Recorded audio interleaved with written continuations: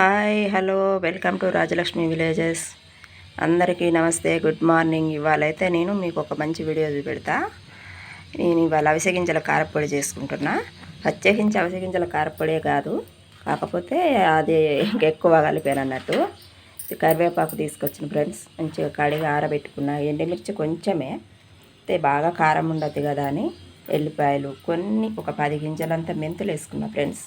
Smell కోసం ఎక్కువ వేసినా సేదనిపిస్తుంది కదా. ఒక 2 స్పూన్లంత జీలకర్ర, ఇందులోనే అవిసె గింజలు, మినప్పప్పు ప్లస్ తెల్ల నువ్వులు కూడా కలిపే ఫ్రెండ్స్, ప్లస్ ధనియాలు. ఇవన్నీ కలిపి వేపి పెట్టుకుంటే కొంచెం మనకి కారం ఒక డబ్బడి అవుతుంది ఫ్రెండ్స్. ఇది మన టిఫిన్లకు పల్లి చట్నీ తినొద్దు అంటున్నారు కదా ఈ మధ్యలో. పల్లి చట్నీ వల్ల ఎలర్జీస్ వస్తున్నాయట. అందరూ కూడా కారపొడి చేసుకోండి ఫ్రెండ్స్. ఇలాగా అన్నిటికీ మంచిది, కంటికి కానీ అన్నిటికీ ఐరన్ అన్నీ ఉంటుంది ఫ్రెండ్స్. టిఫిన్లో ఇడ్లీ మీద చక్కగా దోశల మీద కూడా ఈ కారపొడి వేసుకుంటే మంచిగా ఆరోగ్యానికి ఆరోగ్యం ఉంటుంది, టేస్ట్కు టేస్ట్ ఉంటుంది ఫ్రెండ్స్. ఇవాళ అయితే ఖాళీ ఉన్నానని ఇవైతే చేసుకుంటున్నా ఫ్రెండ్స్ నేను. మీరందరూ కూడా చేసుకోండి. సరే, మరి నా ఛానల్కి అయితే సబ్స్క్రైబ్ చేసుకోండి, లైక్ ఇవ్వండి, షేర్ చేయండి.